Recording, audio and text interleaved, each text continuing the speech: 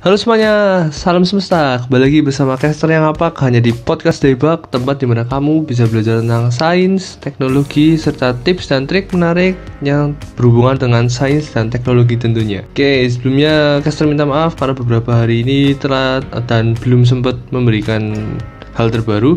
Tapi kali ini kita akan membahas sebuah hal yang sebenarnya cukup familiar dan sudah ada sejak lama. Dan untuk mengobati rasa keingintahuan teman-teman akan sains, saya akan kali ini akan membahas tentang science of sinar laser, dimana kita belum pernah membahas yang namanya sinar yang ada di dalam dunia. Tapi kali ini kita akan membahas sebuah sinar laser dimana ini sudah cukup terkenal dari beberapa tahun yang lalu hingga saat ini. Dan bisa dibilang laser sebenarnya adalah singkatan dari light amplification by stimulate emission of radiation maksudnya. Intinya dengan diciptakannya laser ini dari suatu cahaya yang diperkuat agar memiliki berbagai macam kegunaan. Pada dasarnya laser diciptakan dengan ide dari Albert Einstein pada tahun 1917. Dengan foton ada pada elektron dalam sebuah radiasi. Nah, perbedaan energi yang ada pada ini akan merangsang elektron pada sebuah tingkat energi yang lebih rendah dan akhirnya menyebabkan sebuah emisi dari foton lainnya dan membuatnya menjadi lebih kuat.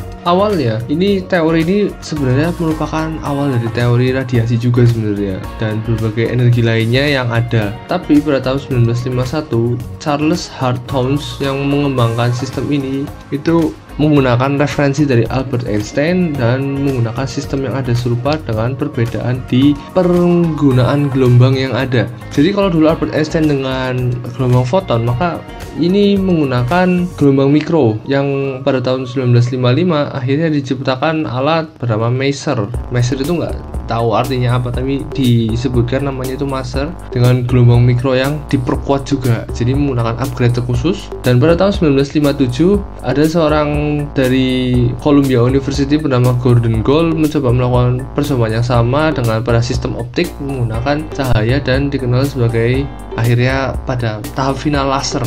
Jadi itu awalnya itu seperti itu, dan Gould membuat sebuah jurnal. Kalau teman-teman silahkan bisa cek itu jurnalnya, namanya tuh Some Rough Calculation of Visibility Phase ya, bukan phase tapi Visibility of a Laser, dimana laser ruby pertama dibuat pada tahun 1960 oleh Theodore H. Maiman pada Hughes Research Laboratory di California. Ya sebenarnya waktu-waktunya itu cukup singkat-singkat ya, hanya kadang satu tahun gitu. Fungsi utamanya itu terjadi pada batang dari mineral corundum. Nah seperti itu, dan akhirnya pada tahun 1961 menggunakan helium neon gas laser. Nah ini digunakan akhirnya pada tahap final. Karena ini akan cukup banyak, maka akan langsung saja di mode pertanyaan. Ada pertanyaan pertama nih gini, ada berapa jenis aja dari sinar laser saat ini? Oke, sinar laser kita akan sebutkan tergantung dari gunanya dan sebenarnya ini cukup banyak. Namun secara umum laser itu berasal dari komponen cahaya pembentuknya seperti laser gas. Yang pertama ini akan saya sebutkan, di mana laser gas ini dari helium atau helium neon yang merupakan gas laser dengan mengeluarkan sinar inframerah nih, yang CO2 atau karbon dioksida memancarkan energi jauh dari inframerah untuk memotong material keras seperti kertas tebal atau keramik.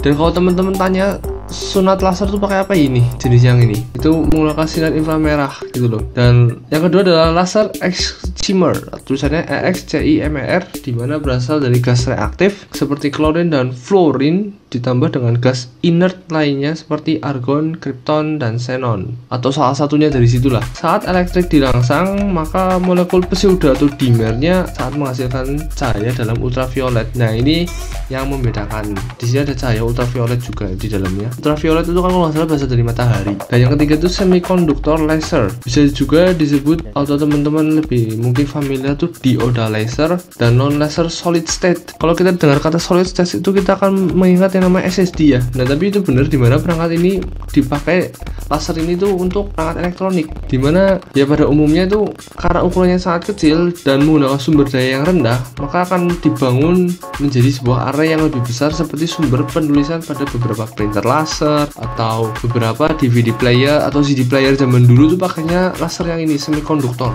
Dan yang keempat, solid state laser. Ini sebagai tambahannya itu dimana laser ini dengan material yang sudah dikuatkan di bagian dalam matriks pada semacam ruby. Jadi ada matriks padat pada semacam ruby, yaitu neodymium dan yttrium aluminium garnet laser atau YAG ya, neodymium nih, yang memancarkan cahaya inframerah di 1064 nanometer, 1.04 nanometer soalnya sini nih dikatakan. Dan yang pertanyaan kedua, jadi teman-teman harus tahu ya, ada beberapa sebenarnya, masih ada lagi selain ini, tapi yang paling sering digunakan ini nih, saya sudah golongkan 4 tadi. Apa saja jenis laser yang ada di bidang kedokteran?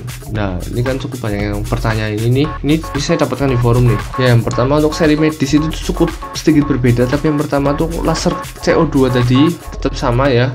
Ya, ini kenapa digunakannya ini untuk kedokteran ya, karena kalau orang-orang yang terkena kanker kulit ini akan membuat sayatan yang tidak terlalu dalam ya. Kalau orang-orang kanker kulit operasi pasti menggunakan jenis ini juga, jadi nggak cuma untuk sunat tadi. Terus laser argon, dimana dengan bantuan untuk cahaya melakukan kemoterapi pada orang-orang yang terkena kanker yang cukup parah ya ini berarti ya, maka ini akan digunakan untuk membunuh sel kanker yang ada dan berkembang. Dan ini juga digunakan sebagai prosedur pembedahan yang ada, berarti pembedahan lain juga pasti menggunakan ini. Dan laser tingkat rendah itu juga digunakan untuk terapi, yang dimana digunakan untuk operasi-operasi kecil, dan digunakan juga untuk meningkatkan kemampuan jaringan tubuh dalam memperbaiki bagian-bagian sel yang rusak nih pada setiap orang nih. Dan ini biasanya harganya cukup mahal. Yang selanjutnya adalah laser neodymium atau DOP yttrium aluminium garnet. Ya, ini merupakan laser yang sering digunakan untuk mengobati varises dan hemangioma.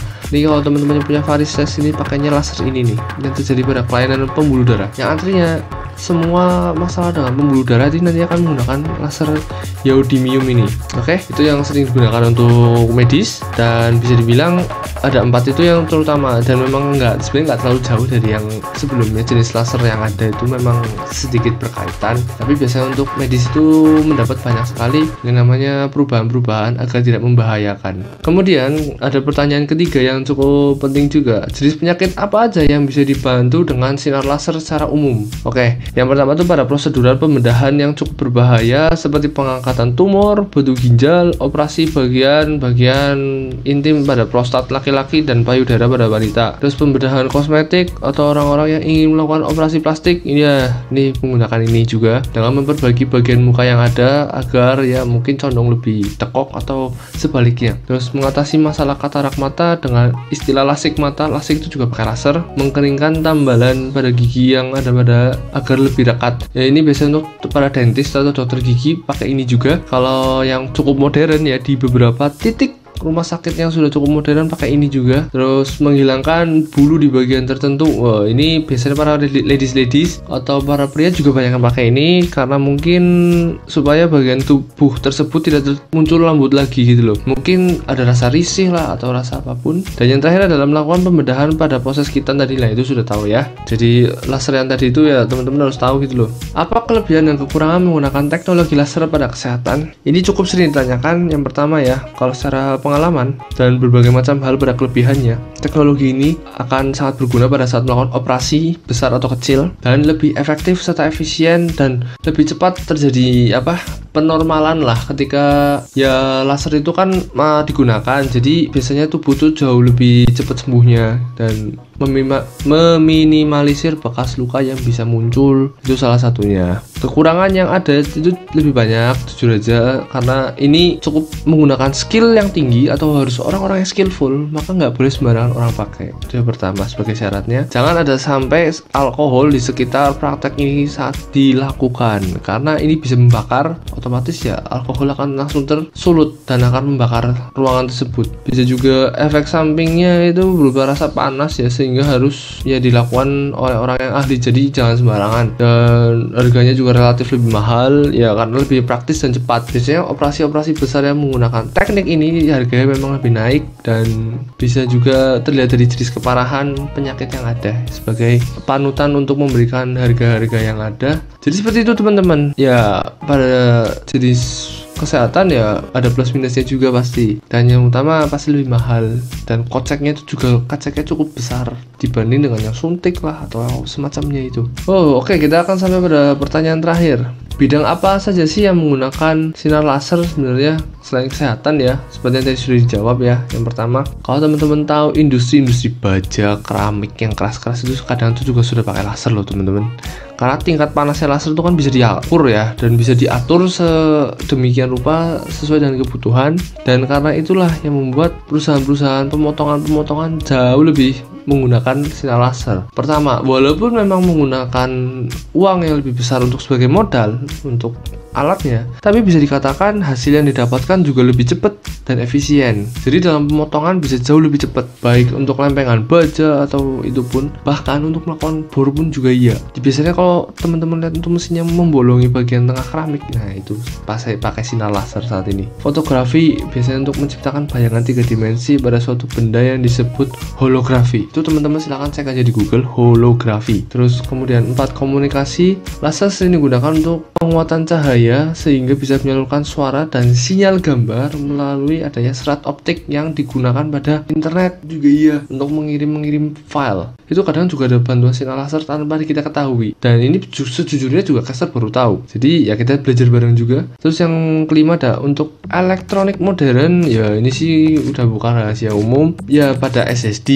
pada memori penyimpanan komputer dalam suatu optik. Tadi ada CD player atau DVD player dan semacamnya, bahkan TV juga kayaknya pakai sinar laser itu. Terus cara yang terakhir itu adalah astronomi atau teman-teman yang suka sekali dengan bidang sains yang pada planet atau apapun itu, perlu diketahui bahwa laser juga digunakan untuk mengukur jarak bumi dengan bulan agar lebih teliti dan lebih rinci seberapa jauhkah sebenarnya jarak antar kedua hal ini. Karena betul bulan adalah orbit bumi, dan bisa dibilang itu satelit alami ya yang ada pada bumi dan mengorbit pada bumi juga gitu loh. Itu aja sih teman-teman yang saya ingin share pada kali ini, dan terima kasih sudah selalu mendengarkan podcast ini. Semoga teman-teman selalu bisa belajar akan hal baru dan lebih mengetahui dari sisi lain bahwa teknologi yang ada saat ini itu sebenarnya perlu kita bahas agar teman-teman tahu plus dan minusnya serta berbagai macam kegunaan yang ada agar sesuai dengan tempatnya. Karena itu terima kasih, dan kalau teman-teman ingin memberikan kritik, saran, dan silahkan saja komen saja di YouTube ini boleh, atau mengetek saya di, bukan ngetek ya, tapi lebih ke mention saya di Twitter, silahkan banget. Nggak ada suatu kerugian juga dan nggak ada suatu hal kesulitan juga. Dan mungkin teman-teman ingin berkonsultasi masalah pemenuhan gadget teman-teman berupa komputer lah, laptop lah, HP atau semacamnya, silahkan tanyakan saja pada saya. Dan kalau teman-teman punya suatu hal yang ingin dibahas di podcast ini, silahkan kirim saja di Twitter saya, maka saya akan coba bahasnya sebagai chapter selanjutnya. Dan nggak kerasa ini sudah chapter ke-29 ya, luar biasa banget. Dan saya juga terima kasih karena teman-teman juga selalu setia mendengarkan saya. Dan itu saja, semoga teman-teman selalu dilindungi kesehatan dan rezeki yang besar. Kemudian jangan lupa selalu sayang keluarga di rumah, karena itu hal yang sangat penting. Dan sampai jumpa di chapter selanjutnya, dan jangan bosan-bosan. Thank you.